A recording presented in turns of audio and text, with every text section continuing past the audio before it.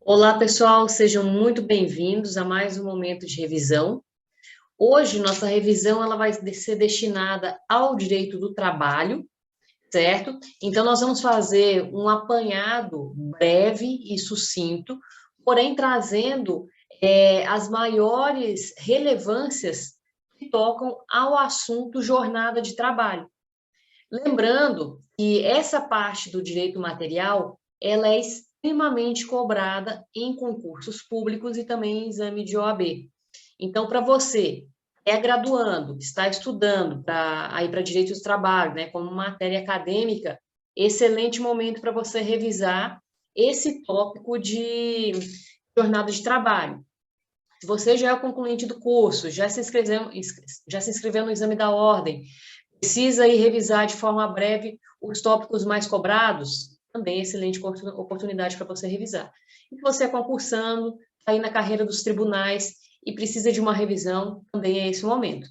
Então, pessoal, vejam só, os itens que mais são cobrados em provas, sejam elas de concurso público, seja por exame da ordem, pela FGV, são os seguintes: no âmbito de direito do trabalho, na parte de direito material, certo? O que eles vão cobrar de você? Eles vão cobrar demais a parte de salário e remuneração, e aqui incluindo especificamente o tópico da gorjeta, que ele é muito cobrado. Eles vão cobrar de você também, com bastante afinco, a parte de contrato de trabalho, certo?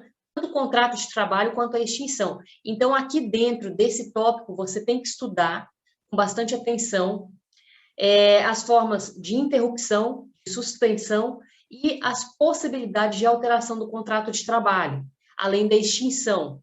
Geralmente será cobrado de você, também com maior ênfase, a extinção do contrato de trabalho sem justa causa, tá? Então, seria aí a demissão do empregado sem justa causa, essa é a mais cobrada. Além disso, nós temos a jornada de trabalho, que é um tópico também que você deve prestar muita atenção, um tópico muito importante, e é um tópico que é relevante até para a sua vida pessoal, certo?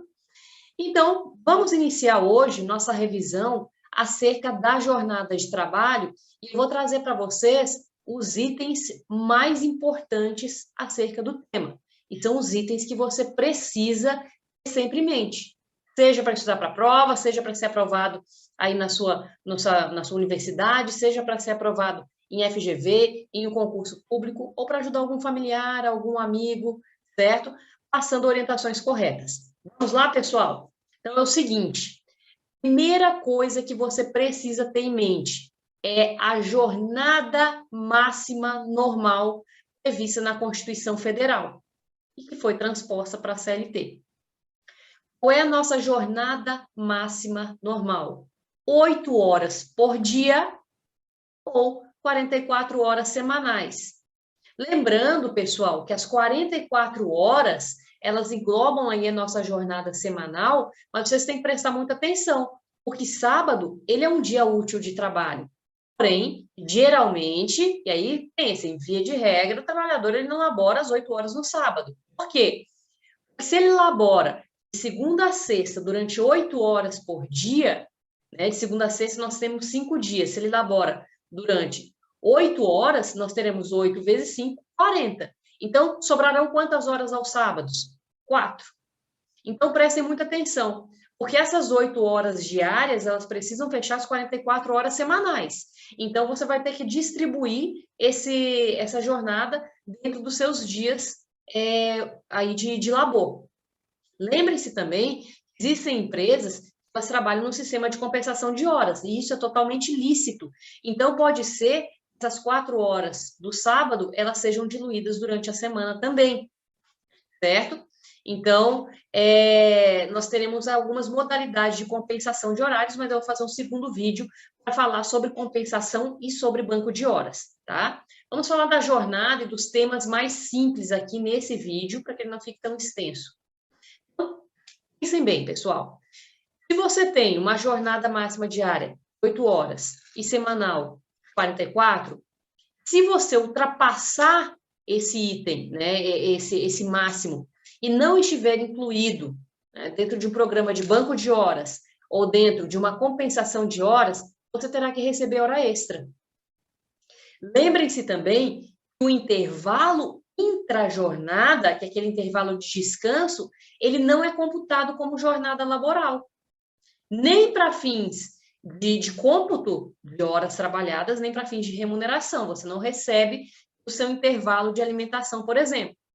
E nós temos também que a CLT, e aí quando você for estudar jornada de trabalho, você vai estudar entre os artigos 58 e 61 da CLT, você vai prestar atenção em uma coisa. Se a sua jornada for de 8 horas diárias, você precisa de um intervalo mínimo intrajornada de 1 hora. Lembrem-se, esse intervalo mínimo de 1 hora ele pode ser reduzido para 30 minutos, tá? Mediante um acordo ou convenção coletiva, e aí algumas regras específicas precisam ser observadas, mas se não existir uma negociação coletiva por acordo individual, esse intervalo mínimo de 1 hora ele não pode ser reduzido. Belezinha? Não pode ser reduzido. Se você está fazendo prova de concurso público ou exame para a ordem, né? O exame da ordem, você tem que ter em mente que, se não for trazido no enunciado do seu exercício, da sua questão, seja ela dissertativa, seja ela objetiva, se não for trazida até você a informação de que existe uma negociação coletiva, você parte do pressuposto que não existe. Você não cria dados. Você só lê o que de fato está escrito. Não pensa no e se, senão você vai errar. Então, pessoal, se não houver negociação coletiva, o intervalo mínimo será de 1 hora. Tranquilos? Só que, eventualmente, pode ser que esse empregado ele precise fazer horas extras. A nossa legislação, a CLT, diz que, via de regra, você pode fazer até 2 horas extras por dia. Então, você poderia prolongar a sua jornada laboral até 10 horas por dia, prolongando aí 2 horas. Só que a nossa CLT, lá no artigo 59, ela também nos trará uma regra.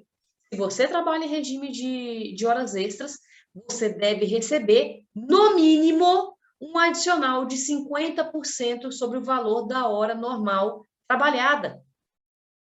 Certinho? Então, você vai fazer o cômputo da hora normal trabalhada e ali você vai adicionar 50% de adicional. Certinho? Então, esse é o regime de horas extras. Vocês vão ter em mente uma coisa. Nós acabamos de falar do intervalo intrajornada. O intervalo intrajornada, ele vai estar previsto para você no artigo 71 da CLT, certo? Vai lá no artigo 71, dá uma pausa aqui no vídeo, pega seu vade-mecum e vai ler ele, certo? Lê e volta para cá para eu te explicar algumas regras acerca desse artigo 71. Vamos focar na jornada de 8 horas diárias, que você precisa aí de um intervalo mínimo, via de regra, de 1 hora. Suponhamos, pessoal, que o empregador tenha suprimido do empregado esse intervalo intrajornada. Ele pode ter suprimido o intervalo todo, ou, o que comumente acontece, ele pode ter suprimido parte do intervalo. Suponhamos que esse empregado, ele estava laborando 8 horas diárias e estava tendo um intervalo intrajornada para alimentação de apenas 30 minutos. Certo? De apenas 30 minutos. Ocorreu uma supressão. E agora, esse intervalo suprimido, ele vai ser considerado como hora extra ou não? Pessoal, aqui nós vamos ocupar a regra do artigo 71, parágrafo 4º. Ele diz o seguinte: no caso de supressão de intervalo intrajornada, nós vamos ter o pagamento de indenização não inferior a 50% sobre o valor da hora normal trabalhada.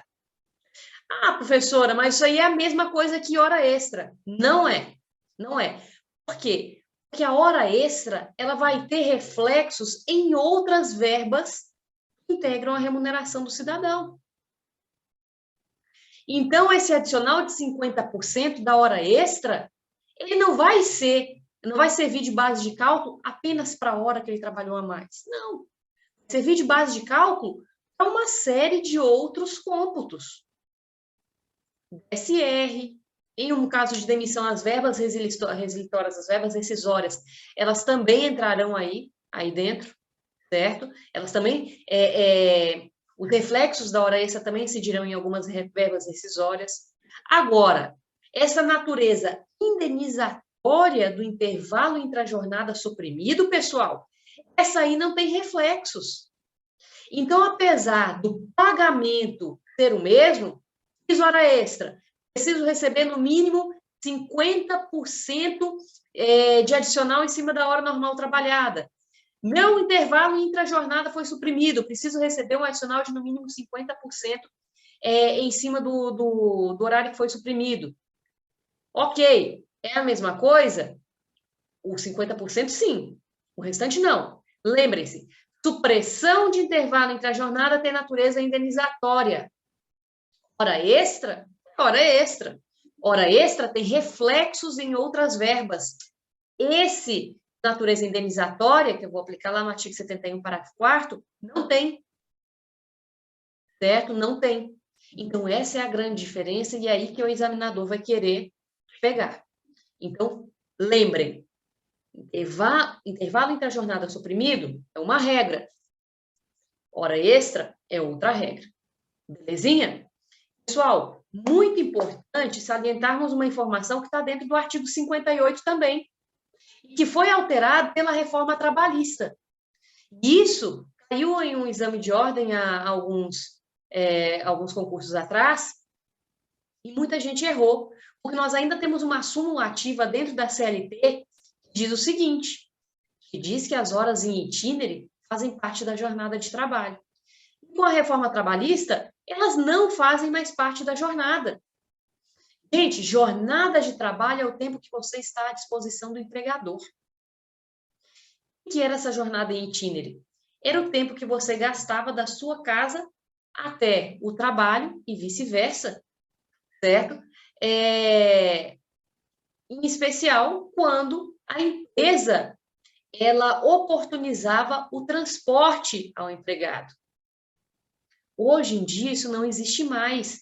Essas horas em itinerário, elas não são consideradas como jornada de trabalho mais. Elas não fazem parte. O tempo que você demora para se deslocar da sua casa até o seu emprego, estando você servido por transporte concedido pela empresa ou não, não fazem parte da sua jornada de trabalho, certo? Tenham ainda na mente de você, jornada de trabalho é o tempo que você passa, que você está à disposição do empregador. Professora, faz parte da minha jornada de trabalho o tempo que eu gasto para trocar de uniforme dentro da empresa quando eu chego e quando eu saio? Porque eu gasto mais ou menos 20 minutos, além da minha jornada diária de 8 horas, eu gasto mais 20 minutos para me trocar. Depende. Você se troca dentro da sua empresa porque você quer ou porque você precisa, porque é uma exigência da empresa? É porque você quer, não vai fazer parte. Agora, se é porque a empresa exige, ou pela natureza do cargo que você desempenha, necessariamente você tem que fazer a troca de uniformes lá dentro, você trabalha, por exemplo, com uniforme esterilizado, né? Aí é outra coisa. Aí se você gastar um tempo a mais, né, para fazer essa troca de roupa, aí pode ser que ele seja considerado como uma jornada, como uma hora extra, certo? Pessoal, tempo que você gasta participando de cultos religiosos dentro da empresa. Hospitais têm capelas ecumênicas. Então, você trabalha dentro de um hospital, você é enfermeiro, enfermeira, médico, e todos os dias, às 6 horas da tarde, tem um culto religioso nessa capela ecumênica. Sua jornada laboral termina às 6 horas, e às 6 horas você vai até essa capela e dirige a ela para participar da celebração religiosa. E ela só acaba às 7 horas da noite, às 19 horas. Esse período que você ficou lá, você está dentro da empresa, você está à disposição do seu empregador? Não está. Não pode ser considerado como uma hora extra. Você termina seu expediente às 19 horas. O ônibus só passa no ponto próximo à empresa onde você trabalha às 8, às 20 horas.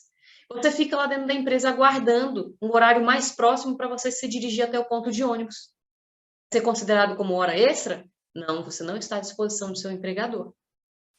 Tudo isso você encontra também no artigo 4º da CLT. O artigo é muito importante. Quais são os artigos importantes aqui para estudo dessas regrinhas básicas, bem bastante relevantes? Artigo 4º, artigo 58, artigo 59. Vou falar um pouquinho agora do artigo de número 61. O artigo de número 61 nos traz uma regra sobre a hora extra, mas é uma regra um pouquinho diferente. Nós vimos aqui o adicional mínimo que deve ser pago em cima de uma hora extra laborada, ele será de 50%, o mínimo. Só que nós temos um regime de hora extra diferente no artigo 61. Ele nos traz a hora extra relacionada a uma atividade de natureza imperiosa. O que é uma atividade de natureza imperiosa? É aquela, pessoal, onde você presta essas horas extras que são decorrentes de força maior ou serviço inadiável. Geralmente, essas questões relacionadas a uma força maior, elas dizem respeito a eventos que estão fora do controle do empregador, um evento natural, por exemplo. Uma grande tempestade acabou por impedir a prática da atividade que você desempenha, e aí a empresa ela precisa dar continuidade àquela atividade produtiva, porém houve aí um caso fortuito ou de força maior, impediu, e aí você vai ter que praticar hora extra.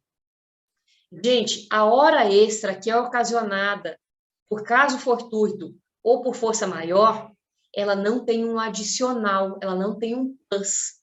Você só recebe pela hora extra, você não recebe aquele adicional de 50% sobre o valor da hora normal trabalhada.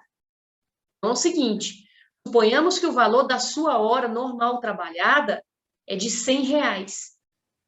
Se a hora extra que você desempenhar for uma hora extra comum, tá, pessoal? Aí você ganhará R$100 mais no mínimo 50%. Então, a hora extra valerá R$150. Agora, se a hora extra que você executar for ocasionada por motivo de força maior, ou caso fortuito, você não recebe o adicional, você só recebe o valor da hora normal trabalhada. É R$100, você vai receber R$100, certo? Agora tem também o serviço inadiável. O que é esse serviço inadiável? É aquele serviço que, se não for realizado naquele momento, pode trazer prejuízos irreparáveis para a empresa. E quando a empresa sofre com prejuízos irreparáveis, pessoal, pode ser que você, trabalhador, também se prejudique. Essa empresa pode entrar em crise.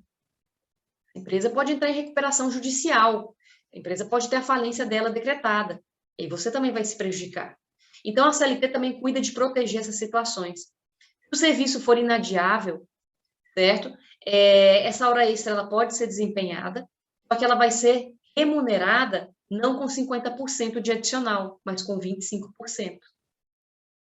Então, se o valor da sua hora é R$100, e se você desempenhar hora extra caracterizada pelo serviço inadiável, pela atividade inadiável, você receberá R$125 pela hora normal trabalhada, pela hora extra trabalhada.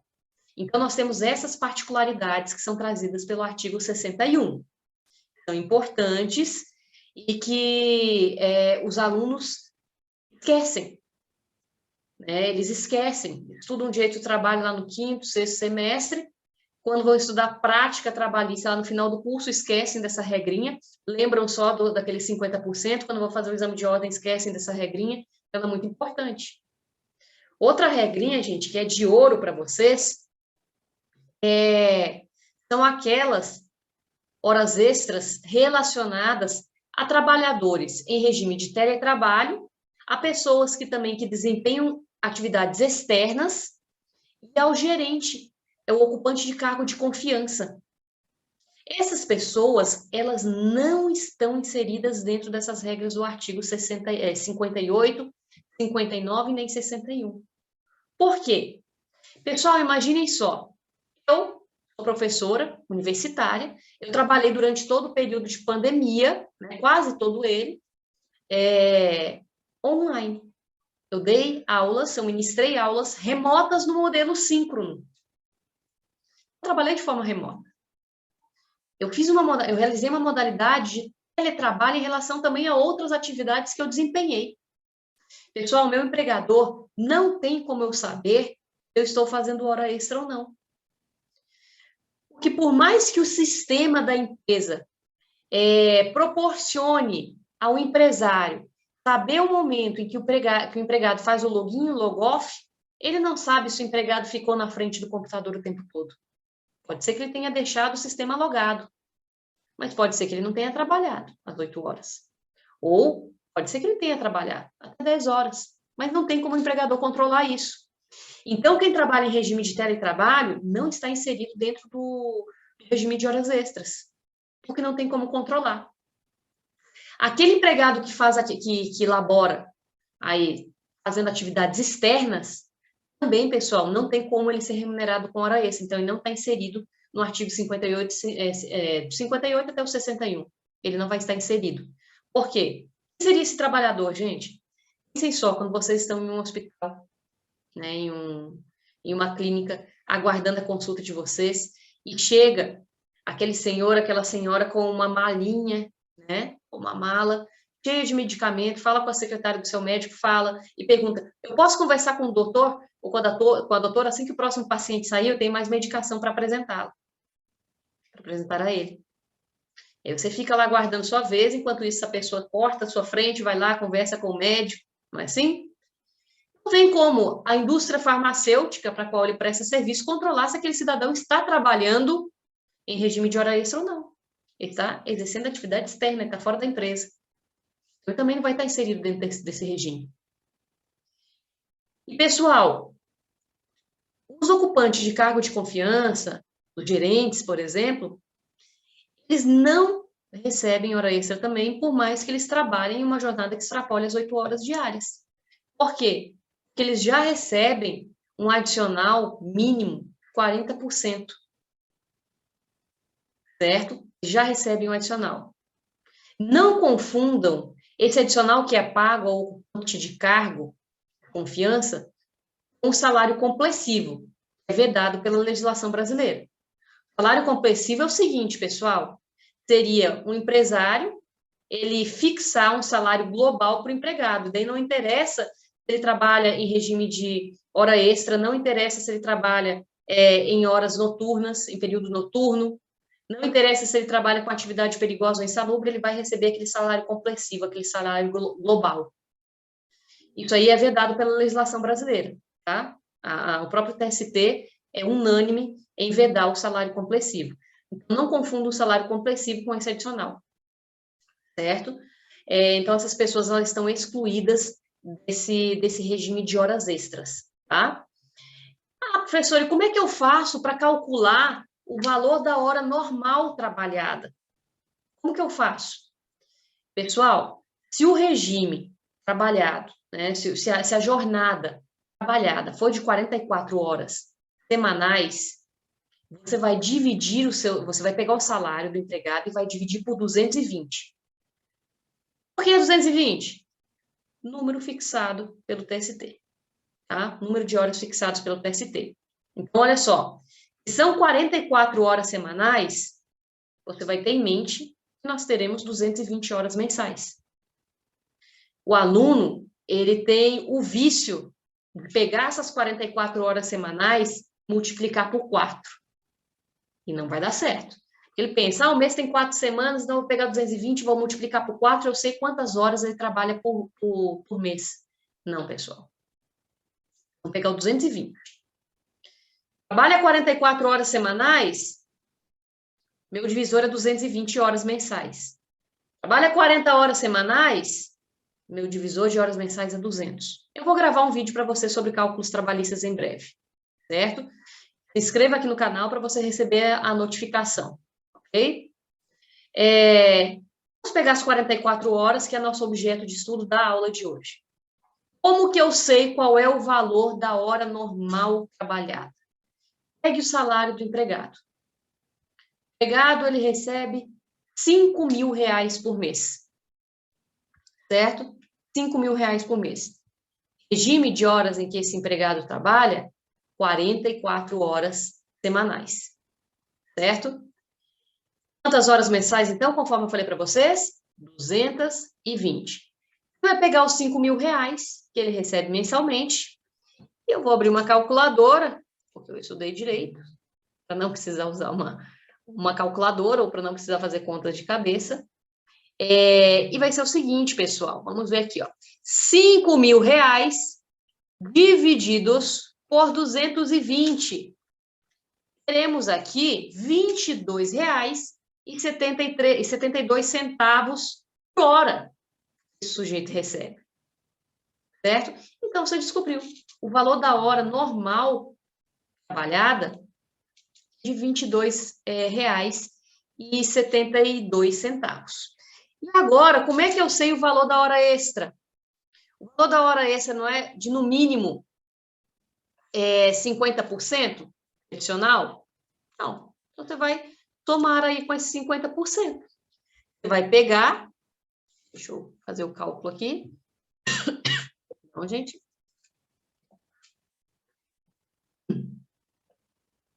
Vai pegar os 50% e vai adicionar o valor da hora normal trabalhada, tá? Deu um total de R$ 34,08. Desculpem. Ok? Pessoal, essas eram as regras básicas que eu queria trazer para vocês acerca do contexto aqui de jornada de trabalho. Vou gravar mais um vídeo ainda dentro desse conteúdo falando do adicional noturno. Tá bom? Não esqueçam de dar um like e de se inscrever no canal. Próximo vídeo, pessoal.